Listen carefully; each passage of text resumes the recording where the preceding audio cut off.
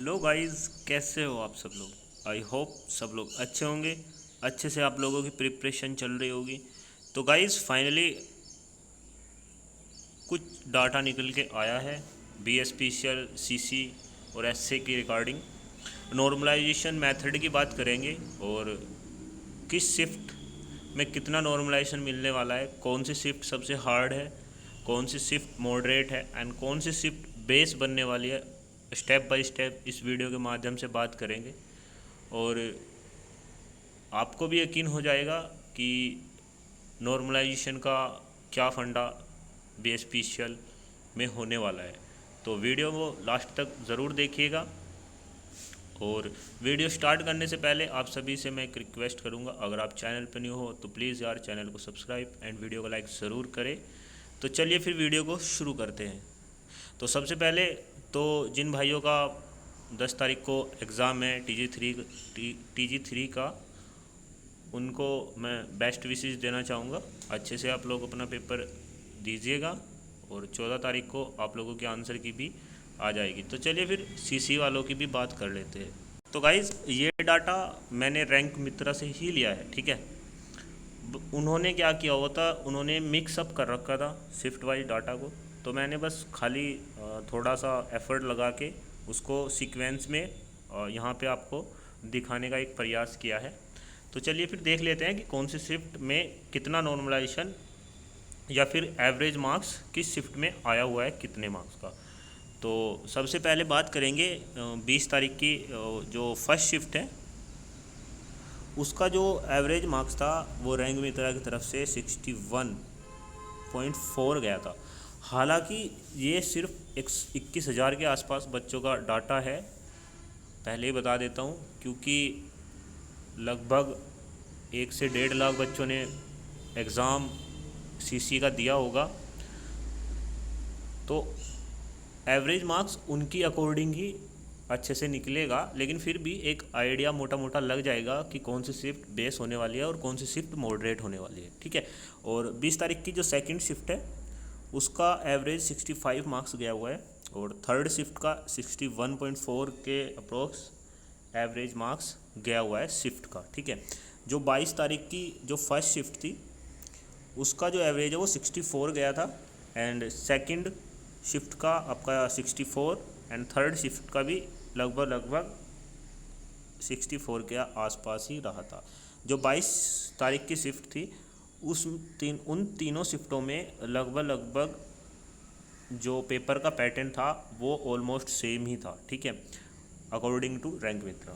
अभी बात कर लेते हैं 23 यानी कि 23 तारीख की जो हमारी फर्स्ट शिफ्ट थी उसका एवरेज मार्क्स 66 रहा और जो सेकंड शिफ्ट थी उसका जो एवरेज था वो 67 था और थर्ड शिफ्ट का अभी उन्होंने डाटा नहीं पता है, लेकिन लगभग इतना ही होगा 66 के आसपास।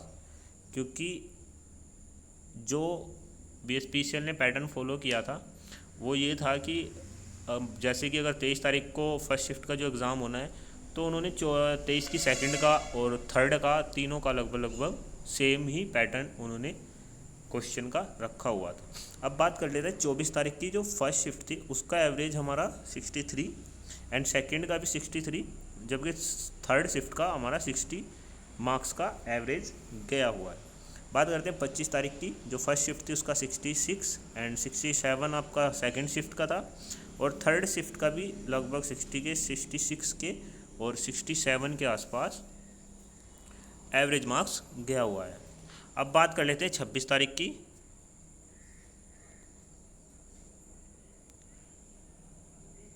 तो भाई 26 तारीख की जो हमारी फर्स्ट शिफ्ट थी उसका जो एवरेज मार्क्स था वो हमारा 65 गया था और जो 26 तारीख की जो सेकंड शिफ्ट थी उसका जो एवरेज मार्क्स था वो 58 था, ठीक है।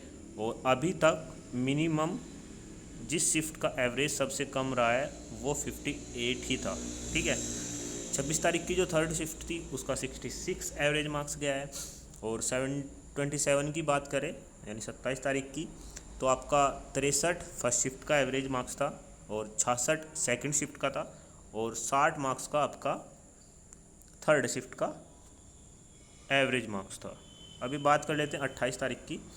तो 28 में भी लगभग वही पैटर्न था, सेम ही 64 फर्स्ट हो गया आपका, सेकंड में भी 64 के आसपास एवरेज मार्क्स गया था, और 62 आपका थर्ड शिफ्ट का एवरेज मार्क्स था। अभी बात कर लेते हैं 29 तारीख की। तो 29 तारीख का जो एवरेज मार्क्स था हमारा फर्स्ट शिफ्ट का वो 64 था, सेकंड शिफ्ट का आपका 65 था, एंड थर्ड शिफ्ट का आपका 63 मार्क्स का एवरेज गया हुआ था। अभी बात कर लेते हैं 30 तारीख की। जो 30 तारीख का जो फर्स्ट शिफ्ट थी उसका एवरेज 70 मार्क्स गया था। तो अब तक जो सबसे ज़्यादा एवरेज रहा है बच्चों का वो 30 की फर्स्ट शिफ्ट का रहा है, ठीक है, और 62 आपका सेकंड शिफ्ट का एंड 62 थर्ड शिफ्ट का। तो अभी की बात करें जो इसका रिज़ल्ट है लगभग शिफ्ट एवरेज का, तो ये निकला है जो 26 तारीख की जो सेकंड शिफ्ट थी उसका मिनिमम एवरेज मार्क्स 58 गया था, ठीक है, जबकि जो 30 तारीख की जो मॉर्निंग शिफ्ट थी उसका एवरेज मार्क्स सबसे ज़्यादा यानी 70 गया हुआ, ठीक है।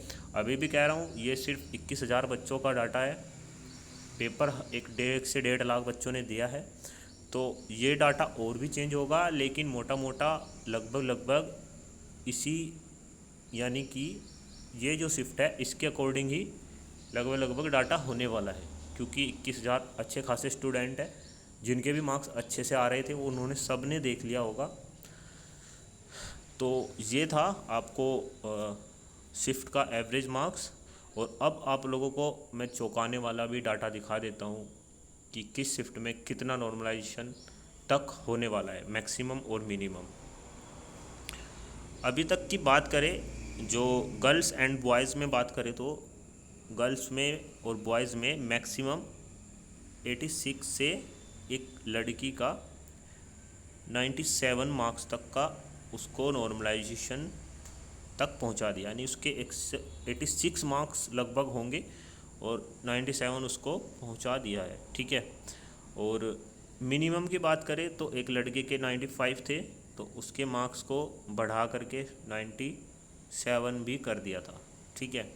अब आप लोगों को मैं ये जो डाटा है मैंने बताया है इसको मैं ऑफिशियली यानी कि रियल डाटा से आपको क्रॉस मैच करा देता हूँ, ठीक है। तो चलिए फिर सीधा पीडीएफ की ओर चलते हैं।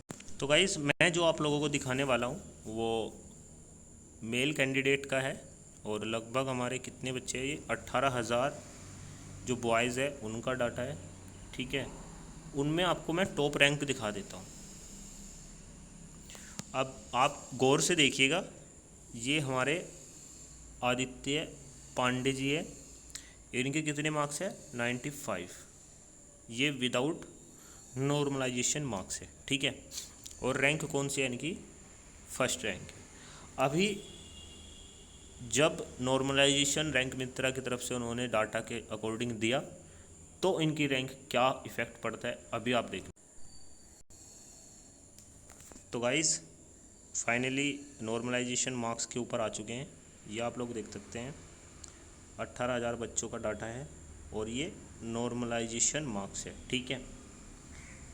और अब आप लोगों को मैं एक डाटा दिखा देता हूँ चौंकाने वाला, ठीक है। आप लोग भी देख के बोलोगे यार ये क्या हो गया।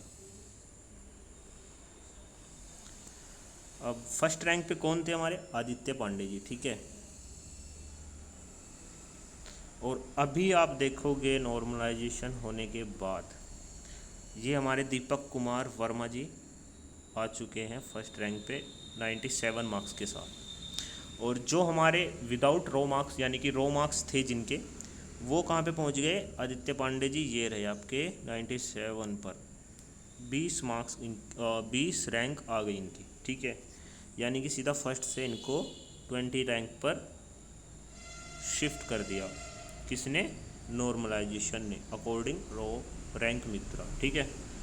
तो कितना बड़ा डिफरेंस हुआ, यानी कि 19 रैंक ये नीचे गिर गए और इनको सिर्फ 2 मार्क्स का नॉर्मलाइजेशन हुआ। और दीपक कुमार वर्मा जी की बात करें, और गाइस देख लो दीपक कुमार वर्मा जी आप लोगों को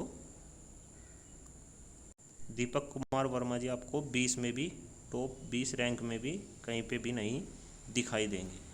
तो अगर माने कि चलो उनके 90 मार्क्स थे, क्योंकि टॉप 20 में 91 मार्क्स है, तो भी उनको 7 मार्क्स का नॉर्मलाइजेशन दे दिया है। और जबकि हमारे जो फर्स्ट रैंक थे उनको सिर्फ 2 मार्क्स का नॉर्मलाइजेशन दिया गया है। अभी एक और डाटा दिखा देता हूँ गर्ल्स वालों में, आप लोग चौंक जाओगे, ठीक है।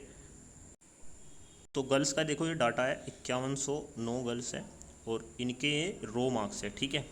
अभी ध्यान से देखना, आप लोगों को मैं क्या दिखाने वाला हूँ। तो आई थिंक ये आरती कुमारी जी है, सॉरी अगर मिस स्पेलिंग हो गई हो तो इनके कितने मार्क्स हैं, 91, ठीक है। और अभी नॉर्मलाइजेशन होने के बाद देखना इनकी रैंक कितनी जाती है। तो गाइज़ ये हमारे नॉर्मलाइजेशन मार्क्स है। अभी फर्स्ट रैंक पे कौन थी, आई थिंक आरती कुमारी जी थी, ठीक है। उनके मार्क्स आपके कितने थे, 91 आई थिंक थे शायद, हाँ। तो गाइज़ आरती कुमारी जी के हमारे मार्क्स थे 91 और रैंक कितनी थी, फर्स्ट, ठीक है। और अभी नॉर्मलाइजेशन होने के बाद फर्स्ट रैंक पे कौन आ गई, अनुभूति सिन्हा जी आ गए और इनके मार्क्स हो गए 97। और आरती जी 91 से कहाँ पर शिफ्ट हो गई, ये 8th रैंक पर और इनके मार्क्स हो गए 95। तो लगभग 4 मार्क्स का इनको नॉर्मलाइजेशन मिला है और इनकी रैंक फर्स्ट से घटकर 8 पर ये आ गए। और अनुभूति जी की भी मैं आप लोगों को दिखा देता हूँ कि नॉर्मलाइजेशन कैसा खेला है इन्होंने। आप लोगों को मैंने दिखाया था कि अनुभूति जी हमारी 97.97 मार्क्स उनके हैं, ठीक है, और वो फर्स्ट रैंक पे आ गई थी। अभी आप लोग देख सकते हो जो अभी डाटा है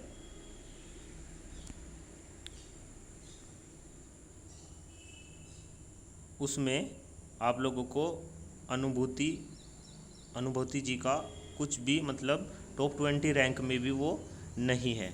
अब जब नॉर्मलाइजेशन जैसे ही हुआ, आप देख सकते हो 20 रैंक तक भी उनका नेम नहीं है। और जब नॉर्मलाइजेशन हुआ तो देखो एक मान लेते हैं कि उनका 86 मार्क्स होगा, ठीक है, तभी तो वो 21वीं रैंक पे होंगे। और अभी उनका कितना हो गया, 97.97, यानी कि लगभग 98 मार्क्स हो गए। तो 86 से सीधा कितने मार्क्स का नॉर्मलाइजेशन दिया, लगभग 12 मार्क्स का। तो गाइस ऐसा खेला कुछ होने वाला है आप लोगों के साथ भी, और ऐसे मेरे अकॉर्डिंग तो लगभग यही रहने वाला है कि 8 से 10 मार्क्स का मैक्सिमम नॉर्मलाइजेशन होने वाला है। और आप लोगों को मैंने विद प्रूफ दिखा दिया है कि कैसे कैसे नॉर्मलाइजेशन का जो फंडा है वो चलता है BSPCL में भी। और UPPCL में हालांकि थोड़ा डिफरेंट फार्मूला था। UPPCL की तो आप बात पूछे ही मत, क्योंकि UPPCL TG2 में आप लोगों का मैं मैक्सिमम बताऊँ ना तो 54 से 55 मार्क्स तक का नॉर्मलाइजेशन उन लोगों को दिया गया था, क्योंकि वो 250 मार्क्स का एग्ज़ाम था, 250 मार्क्स का पेपर था। लेकिन ये जो एग्ज़ाम है ये 100 मार्क्स का है। तो मेरे अकॉर्डिंग, और इसका फॉर्मूला जो नॉर्मलाइजेशन का है वो भी अलग है, जेड पर नॉर्मलाइजेशन परसेंटाइल है।